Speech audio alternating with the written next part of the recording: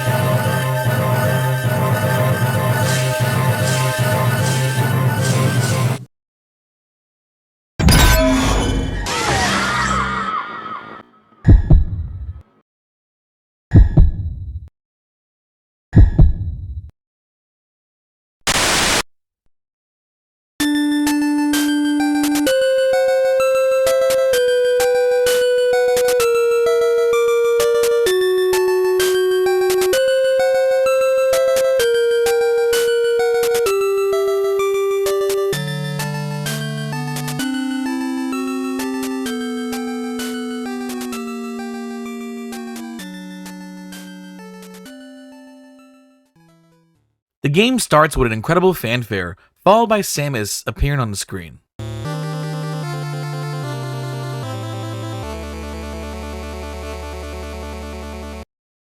Man, I love this sound, and that is not an understatement.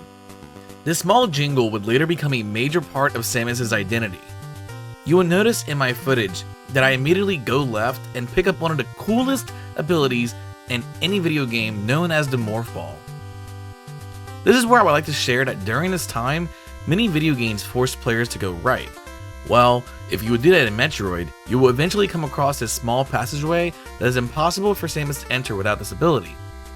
Essentially, this forced the player to go back left, where they would find the Morph Ball themselves. I can't stress enough how big of a deal this was back in 1986. Not only was this game already breaking the rules, but it was starting to create its own.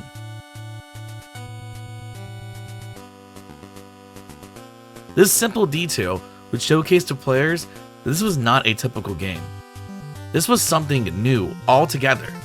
This one simple display of solving a puzzle in order to find your way through an inaccessible tunnel is the true spirit of the franchise. Metroid is a title where players have to explore the entire world so that you find power-ups that allow you to progress through the game, and many of these upgrades will be seen throughout the sequels, such as missiles, which gives Samus a much needed upgrade to her arsenal to take on harder enemies, but they also serve to open up locked doors. Morph Ball bombs, giving Samus access into secret areas and tight spaces in order to make progress, as well as a means of dispatching enemies that are on the ground. Energy tanks, which increase Samus' health, allowing her to endure more punishment. The long beam, which makes the shots of the arm cannon reach greater lengths, truly making the game easier. The ice beam, which allows Samus to freeze enemies in place and create platforms. The high jump boots, allowing Samus to, well, jump higher, making it easier to reach platforms and escape dangers. The Varia suit, a series staple upgrade that increases the defense of Samus' power armor. A screw attack, which briefly makes Samus invincible and crushes through foes with a simple spinning jump. And there's the wave beam, which is a powerful beam that covers space well, but in my opinion isn't very useful in this particular game, considering you almost entirely need the ice beam in order to beat the game, especially if you want to get past those pesky Metroids once you eventually reach Torian. Much of the game revolves around exploring Zebes so that Samus becomes more powerful as you play through the game. And trust me when I say that each and every new upgrade you find truly does make a difference and increase all chances of survival. But some of these items are challenging to obtain and can be well hidden, but damn does it feel good to eventually become an unstoppable force. The goal of the game is fairly simple. We must find and destroy the mechanical life form known as Mother Brain. Blocking our paths are the two guardians known as Kraid and Ridley. With just 3 bosses to defeat, you would think that this game is a no-brainer. Easy peasy, right?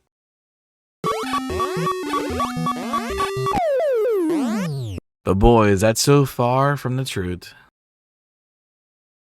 Metroid for the NES is notoriously difficult. But despite that, the password system and checkpoints are quite forgiving. However, each time you die, you fall back down to having only 30 energy points. But you do hold on to every upgrade that you have picked up thus far, as well as respawn at the beginning of the area where you've died. You have to essentially farm health back in a systematic way I like to call the Metroid Tango. If you're playing this game on a console or emulator where there are save states available, I would only recommend you using those save states as a means to hold on to all of your health if you want to ease your frustration just a little bit. It's a shame we didn't have those save states back in the day. Walking around through the first area of the game that is called Brinstar, you hear pretty upbeat music and face easily dispatched enemies such as Zoomers, Swoopers, and Scree. Although, I would argue that the Scree, Wavers, and Rios would give an inexperienced player a run for their money. With such a vast world to explore, especially for when this game was released, it's quite easy to get lost. The game has 4 other areas to explore, that is Norfair, Kraid, Ridley, and Torian. But Torian is the final area in the game that is blocked off until you defeat both Kraid and Ridley in their respective layers, at least without the use of the bridge skip. These days, there are so many resources you can find online to help you if you get lost. Granted, computers and internet weren't very accessible in the late 80s, so this game encouraged many people to draw out their own maps. Believe it or not, that was a standard practice for people before we eventually got spoiled with modern day technology. I was born in 1992, and even then, growing up much later after the NES, it's still what we had to do. It was either take notes on a piece of paper or struggle having to remember where everything was.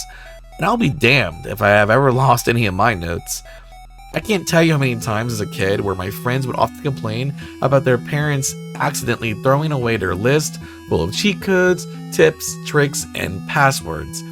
Which reminds me of how progress is kept track of in this game. One of the few criticisms I do have for the original Metroid is the lack of a save system. The Famicom that was exclusive to Japan at the time, and this is well before we really imported games here in America, it actually had a save file system for this game, but unfortunately here in the West, we had to use passwords in order to load up our progress once the game was turned off. The password system in Metroid has been heavily dissected. Many people will probably know of 2 of the most famous passwords, Justin Bailey and Narpa's Sword, which are essentially 2 of the game's ultimate passwords, which basically gives Samus all of her power-ups, making the game much easier for those who just want to tackle the bosses and head straight to Mother Brain without the need for exploration. However, I don't recommend using these passwords if you're playing this game for the first time. Using them compromises the overall player experience, considering that 90% of this game's purpose is to explore. Removing the exploration just makes the game a boss rush, which is fun to do in its own right post-game, but it spoils much of the integrity of a blind playthrough. Metroid for the NES is just a kind of a game where I feel it's so important to go in blind, with multiple sheets of paper and pencils on hand in order to make a map, take notes, and just grind through the challenge. I know that might sound elitist, but that's just how this game should be played by a new player. While it might seem easy to get lost, as long as you morph ball bomb your way through what might look like a dead end, trust me when I say you will eventually find your way to Mother Brain. It might take you anywhere between 4 to 8 hours going in blind, but you will get there eventually. One of my favorite things about Metroid is its sound design. Just listen to it for a few moments.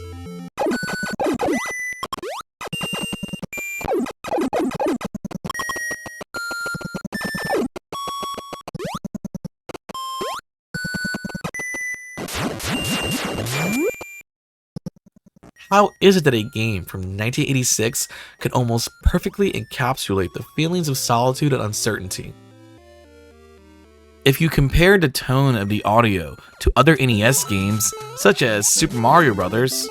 And The Legend of Zelda, you would notice a stark comparison in atmosphere alone. While Super Mario and Zelda sound rather joyful and adventurous, no other NES title sounds like this.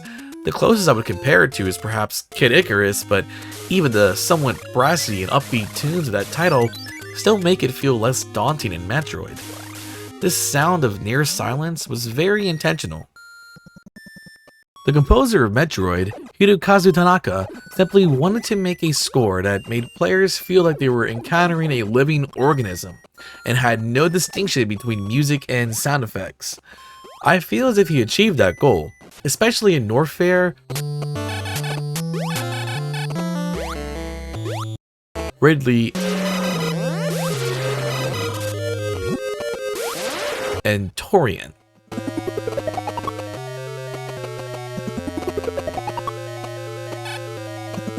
The music and sound bites used for this game makes the player feel alone and isolated, harking back to its science fiction horror roots. It might not come to those as a surprise to find out that Metroid was inspired by Ridley Scott's Alien, where a strong and intelligent woman named Ellen Ripley, portrayed by the legendary Sigourney Weaver, goes toe-to-toe with an alien lifeform called the Xenomorph aboard the USCSS Nostromo. If you compare later scenes of Alien to parts of Metroid which take place in Torian, you can pick up a distinct sound and feeling of the alarms of the ship going off as things go haywire for Ripley while she's in a fight for her life.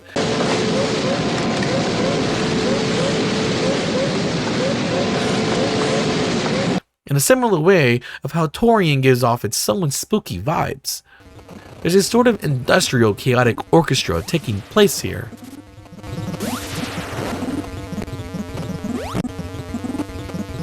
While it's not hard to draw comparisons between the Alien franchise and Metroid, what I find all too interesting is how some of the later films and their plot lines find themselves sneaking into the Metroid storylines, and spoilers for the ending of Alien. Skip to this time to avoid this spoiler. I'll give you a few seconds to do so. Okay.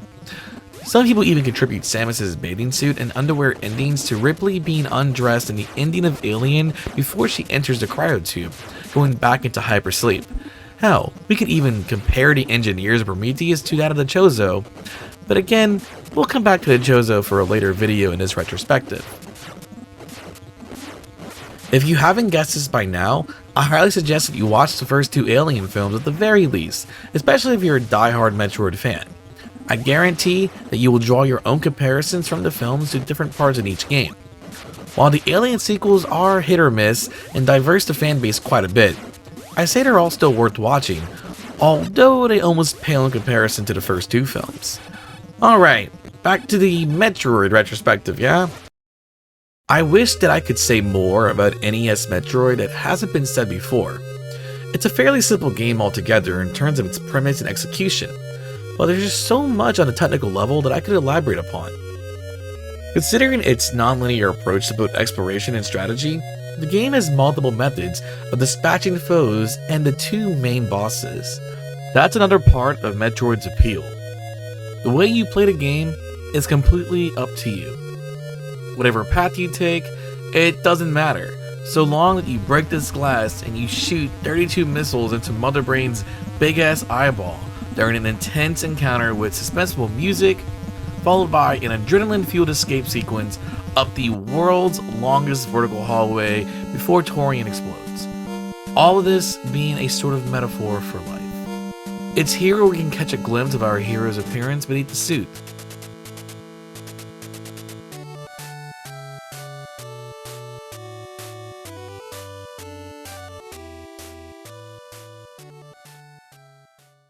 Originally, I was going to end the video right here and let you know that yes, I will be covering Metroid 2, The Return of Samus in the next installment before moving on to one of the greatest video games of all time. But I have to comment on Samus' reveal, as well as what it meant to the world during this time and how it later affected us here in the present, which is probably Metroid's biggest contribution to gaming and culture as a whole. Keep in mind that while today, Samus is a woman we all know and love, but back then, no one knew she was actually a lady unless they beat the game fast enough. And this was a detail about the character that was not only kept secret in the booklet for this game, but also a decision made during the middle of Metroid's development. I, for one, love that Samus is a woman. I don't know what it is. Something about her being a woman in a power suit and being infused with alien blood is just downright cool. If she were a guy, and considering she was designed in the 80s, she probably would have been more of a stereotypical action hero, somewhere along the lines of a Stallone and Arnold archetype. Samus being a woman opened the doors for so many new video game characters to be created. Without her, we probably wouldn't have had badass characters like Chun-Li, Lara Croft, or Jill Valentine. Samus' gender doesn't ever define who she is. She's tough, intelligent, and at times shows signs of compassion. I love this quote from a Samus cosplayer named Zadra, where she states, "Samus is an ideal role model, not just to me, but for many women to look up to her as a powerful gaming icon. In a video game realm with princesses aplenty, Samus stands out as an atypical Nintendo gal holding the title of one of gaming's strongest symbols of courage, power, and heroism." And of course, that doesn't mean that men can't love and look up to Samus either. She's one of my personal all-time favorite video game characters, hence why I made this video.